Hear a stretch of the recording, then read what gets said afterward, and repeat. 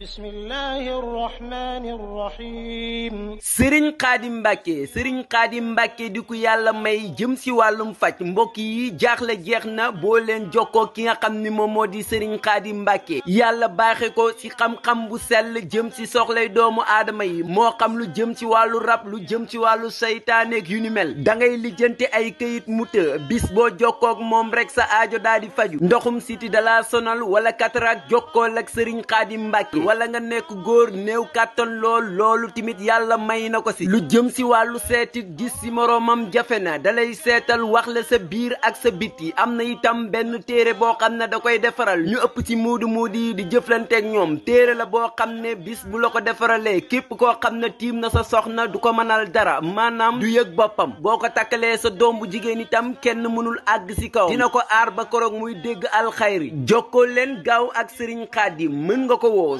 77 589 65 97 77 589 65 97.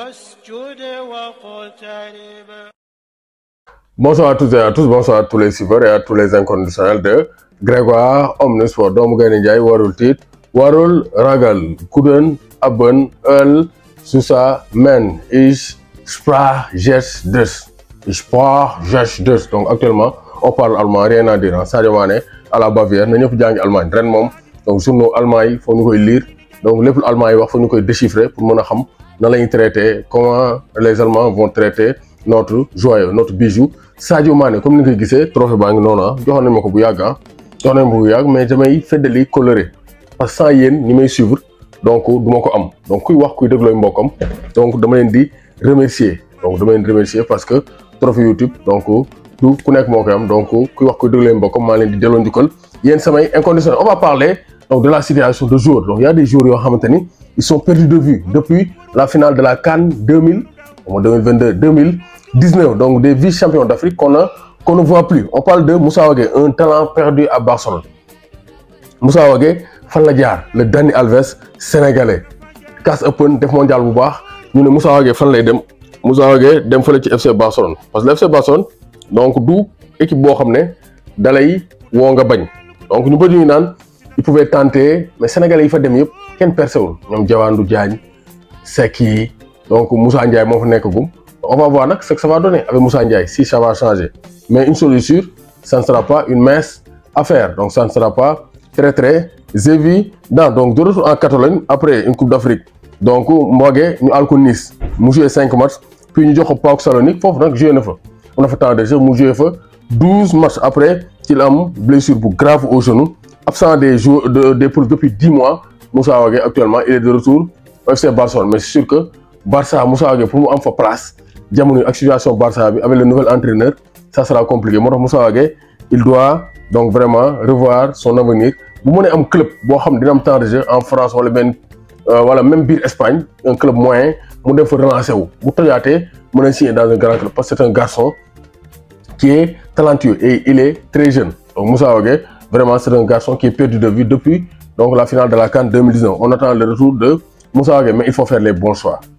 Il faut faire les bons choix de carrière. Donc Salif cherche prendre, donc Salif Sané aussi, Mok Schalke 04, c'est terminé. Donc Salif Sané, qui a longtemps formé un duo avec Kalidou Koulibaly depuis le départ de Serigne Modou Kara Mbodj. Donc Salif Sané aussi moom depuis CAN 2019 bi donc kenn gisatu ko donc exercice bi passé donc gaañu bari avec l'émergence de donc Malick Thiaw un jeune sénégalo-allemand donc ou bien germano-sénégalais moom aussi il a perdu sa place du côté de Schalke. Actuellement il se retrouve sans club puisque son contrat a pris fin depuis juin. Donc actuellement amul club mais Salif Sané avec son niveau je pense que mën na am club donc noo dem wuti xaalis comme il n'a plus de challenge international avec le Sénégal mën naa wuti xaalis États-Unis Qatar wala Émirats arabes unis comme ça mu terminer sa carrière en beauté même si ba léegi jëlagul sa retraite internationale donc il a toujours dans sa tête un retour en sélection même si ça ne sera pas évident avec la situation actuelle mais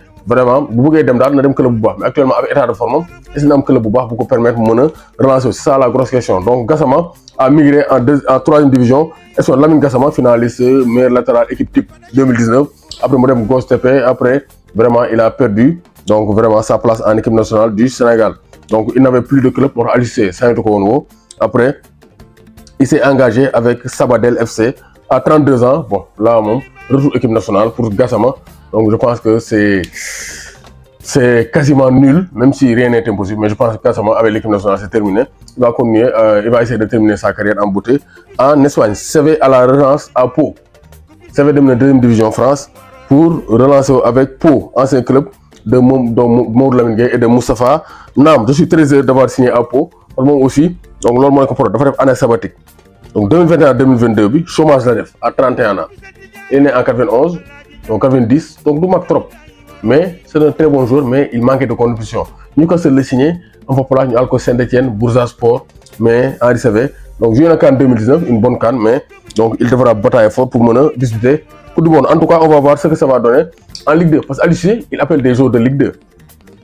Franck Moustapha Nam Falané, donc ça Aliou Falané.